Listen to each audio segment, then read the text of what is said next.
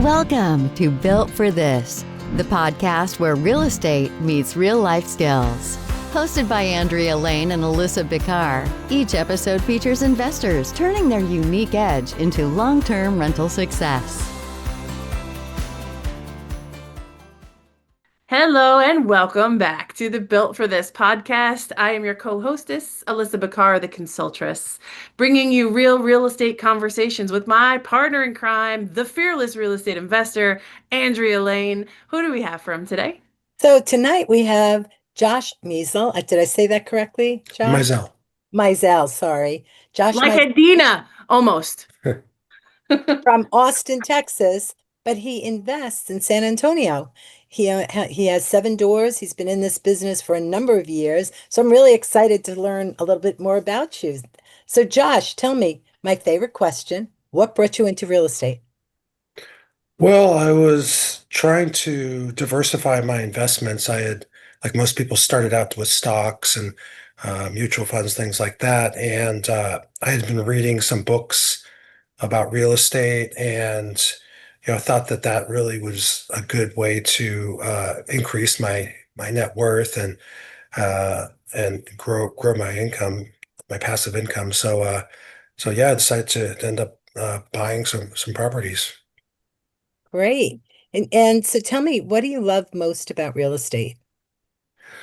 I love the fact that it's brings in passive income, and it also not only if you buy the right property, not only are you cash flowing each month, but then it's also appreciating over time. So you have you're going when you sell it, you're going to get more money as well, and you're paying down the loan. So there's a lot more money towards the end, especially if you hold it for a while. Yeah, I love that because I love the fact that the tenants pay for your appreciation, they pay for your amortization, and you just stay in the background. But when you say it's passive, are you the property manager or do you have a property manager who manages your properties? It's a mix. So I have like one in Kansas City that I hire a property manager for because that's pretty far away. And so that one is, I would say, I guess it's more truly passive. And the ones in San Antonio are long-term rentals that I do manage myself because it's about an hour and a half drive from Austin, so I can go down there if I need to. So it's not too much work, but yeah, so it's like, I guess it's your decision whether you want to make it more passive by hiring a property manager, or if you want to be, keep a little more of the revenue, but then it's, a little more headaches. Yeah. Well, yeah. I love property managers. I'm going to be right up front about that. But when the property manager you have at a distance, I assume you have to speak to them at least once a month. Nothing's totally passive, right? You have to make sure everything's flowing correctly. And everybody thinks you get into real estate, buy a property, you make all this money, and your property manager takes care of all your headaches and your passive income. And that would be a dream I'd love to live, but I haven't been there before. So Yeah, I mean, there's definitely, especially like if issues come up and maintenance. That's usually when the property manager will talk to me and say, like, hey, we're having a problem with the AC or whatever's going on, and then need to make some decisions about what to do. great. I understand that. And I heard what you love about real estate is the results. Like that's what I heard. Some people love the intricacies of like dealing with the day-to-day stuff. It sounds like you like what it can do for you. Is there any piece of your history, like your where you came from with your professional career or experiences that you had personally that kind of shapes your unique perspective about where you buy, what you buy, and how you operate your real estate investment business? I think it's sort of how I invest has changed over time. I think I've learned.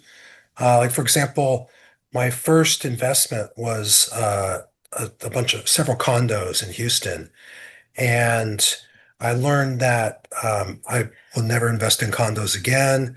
It was the first investment I made, but what happened with the problem with condos is you have no control over the HOA dues, and by the time after I had those for like, 10 to 15 years. And by the time I was selling them, I was losing so much money every month because they went up, like each condo was like $666 a month in HOA dues. And this is like an inexpensive condo in Houston. And we're not talking like, $1 million condos. These are like, maybe 200,000, $150,000 condos. So you're paying, if you compare that to how much rent you can actually get, like at least a third of the rent's going straight to the HOA.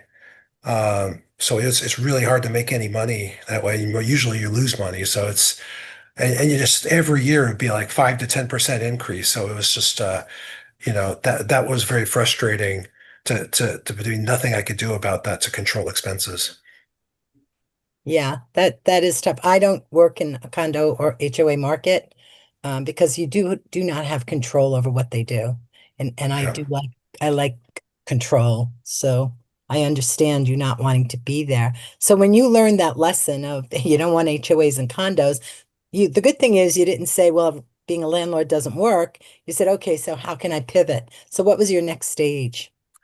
So then I pivoted to multifamily, 2 to 4 units, and single family homes where there preferably ones without HOAs. Ideally is the goal. So I have more control over like what I do with the property, like upgrades. I don't have to get approvals for this and that. It gives me a lot more flexibility and control of the expenses. So it's I shifted that way.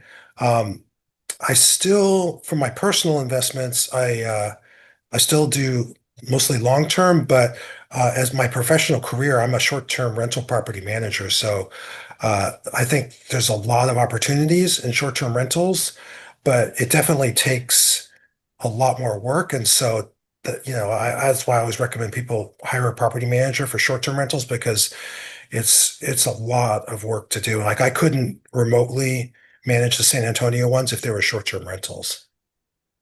Yeah, you're absolutely right. And so you manage short-term rentals, but you own long-term rentals. Right. I manage 35 properties in Austin, but none of them I don't own any of them. They're all different owners, and then but I take over all the headaches for property management, all the guest management, listing on Airbnb, all that good stuff.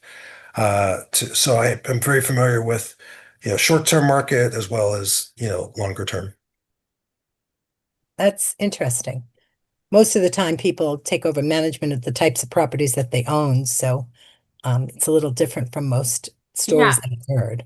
And I'm hearing a little bit of like that's sounds like your unfair advantage that you have this expertise that is your full-time attention and then you're like yeah but I don't want to do that for me I want the long boring stuff that just works mostly by itself but I do hear a lot of folks that come in and say I heard the buzz short-term rentals are how you make money right now in real estate and I feel very much like as an entrepreneur in real estate investment, it sounds like it is lucrative, but it also requires a lot of time. So when you're building out your strategy of, how you personally, not you, Josh, but you, the investor, you have to take into account how much time you want to dedicate to it. How active or how passive do you want to be, and for what gain? So for you, it sounds like you've chosen something that interests you that you can do well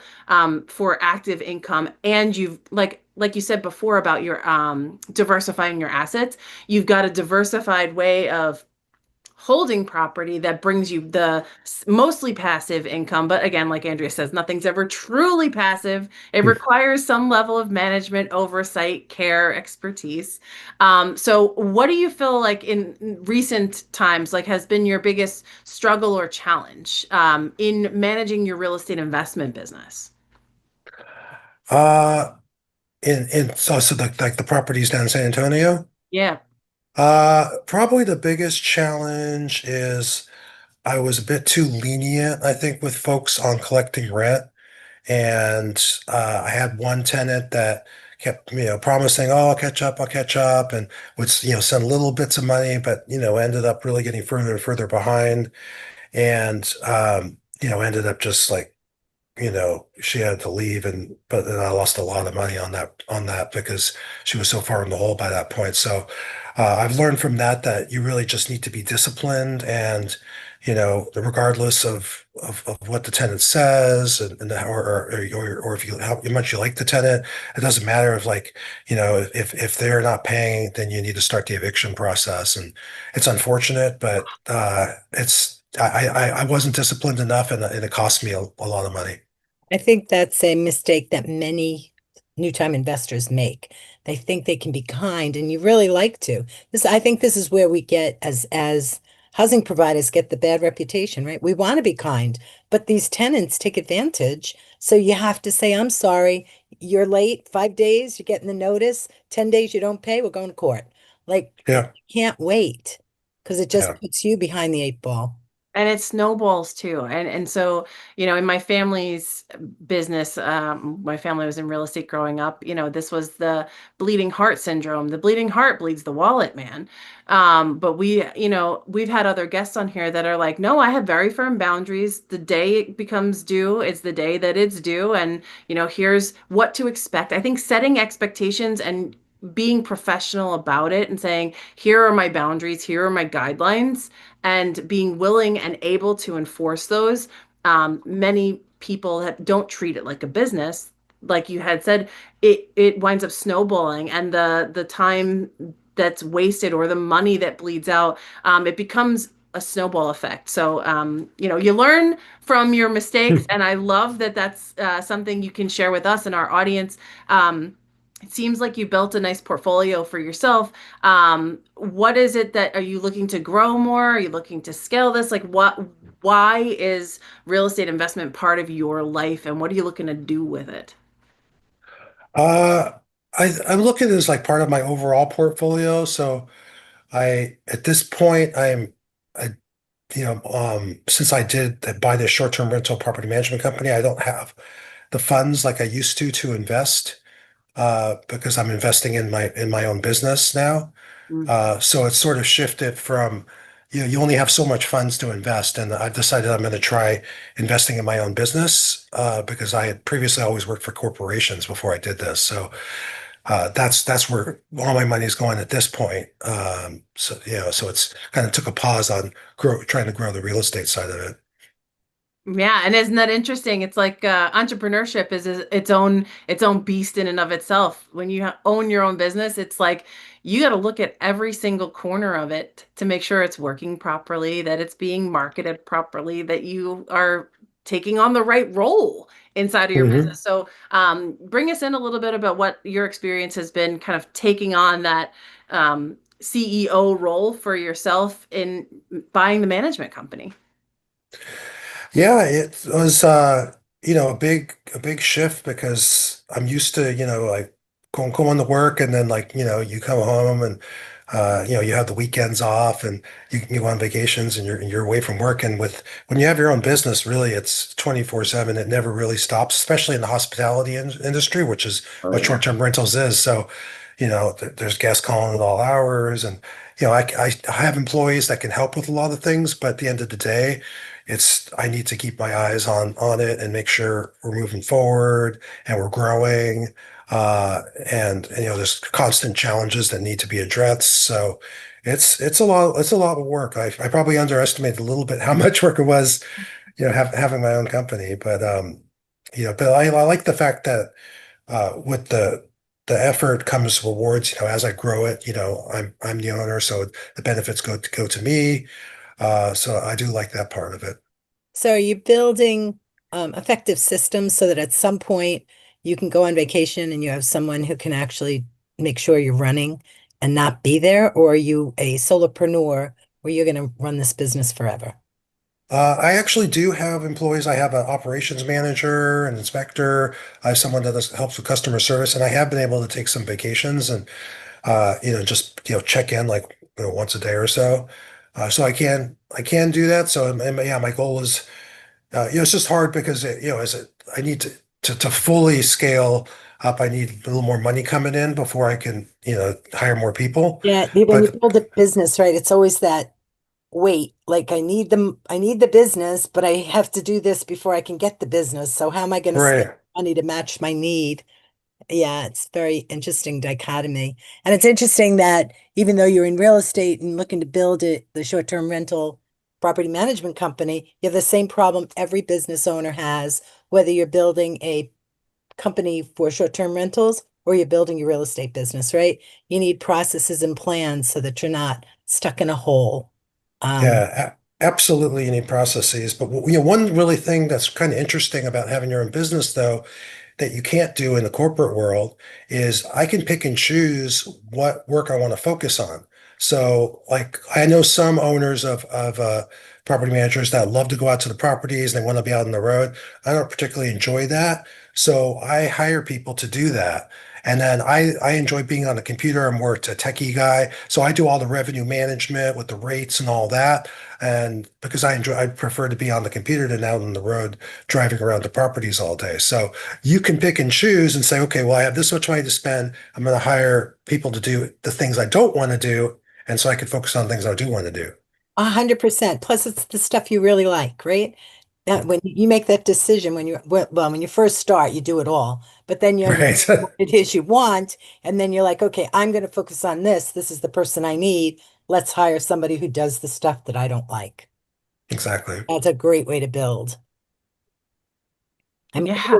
even with real estate, right? You may not like the acquisition, so you find somebody who likes to do that, and you and let them Listen, run that. Like, that's how I found Andrea because I'm like, listen, I am a New York girl looking in a Pittsburgh market and I don't know it. I need to know the people who know it and love it so Hmm. that can help me inform my strategy because I'm a connector. I love to build my network and find people who do different things near me, around me. And Andrea was like, "Hey, I know some people. You should try this meetup and go meet this person. And by the way, I have a company." And I'm like, "Oh, nice." So, I mean, it really is about making connections and making sure you have the right people in place for the right roles. And that's like what we talk about here about being an investor is sometimes people that once you're building your real estate investment strategy, treating it like an asset is different than treating it like a business. And so I've loved to hear how you are very clear about your role in how you approach your long-term rental investment business, as well as your active role that now it's blue ocean. You're experimenting, but you're also recognizing here's my core skill set, what I'm good at, and what I want to dedicate my time to, and then figuring out like the who's, not the how, because most often business owners in both realms get stuck trying to be everything to everyone, wearing the chief, the cook, the bottle washer hat, and ultimately that's the thing that leads to more chaos than system. So I just want to high five you for kind of going the road, being willing to, pick and choose now with the freedom of I'm my own boss, but I'm also, am I being a good employee too? And so tell us a little bit about as we wrap up this interview, what is on the horizon for you in the next 6 to 12 months? Um, I think right now I'm really focused on the business. I'm probably either, for my real estate portfolio, I'm either going to just maintain it. I may even sell a property if rates come down a bit. And take some to be able to take some of that money out because I did a lot of renovations, so a lot of money's tied up in some of these properties. Right on. And like this is the thing, when your money's tied up and your attention's tied up, like you have to look for efficiency at that point. You have to look for who, not how. You have to look for systems over sticking our fingers in all the holes in the dam. So where can people go to find out more if they want to connect with you or learn about your property management business? They could connect with me on LinkedIn. Look for me at Josh Meisel, and the company is I Trip Austin. So you can find me either way. Super cool. Well, we are so excited to get to know you. Definitely go check him out on LinkedIn and send him a connect request, send him a DM. We are now connected, so make sure you accept my friend request, my link request. I don't even know how to say that. But this has been a pleasure to interview you. Thank you so much for being here and sharing a bit of yourself with us, Josh. It's been really great. Thank you. Yeah. And so you've heard it here, real people, real business, real estate, and what it takes to kind of sharpen your focus and make sure you're putting your attention and your money in the right places for you, because no two people's real estate investment businesses are alike. And we love to highlight what it is that you're doing that's working in today's day and age to inform your growth. If you're looking to be a guest on this podcast, please go to the builtforthisshow.com and fill out our guest application. If you're a real estate investor that's got a handful of rentals, we want to talk to you. And in the meantime, stay right here. We've got another amazing guest lined up for you right after this, so don't go away.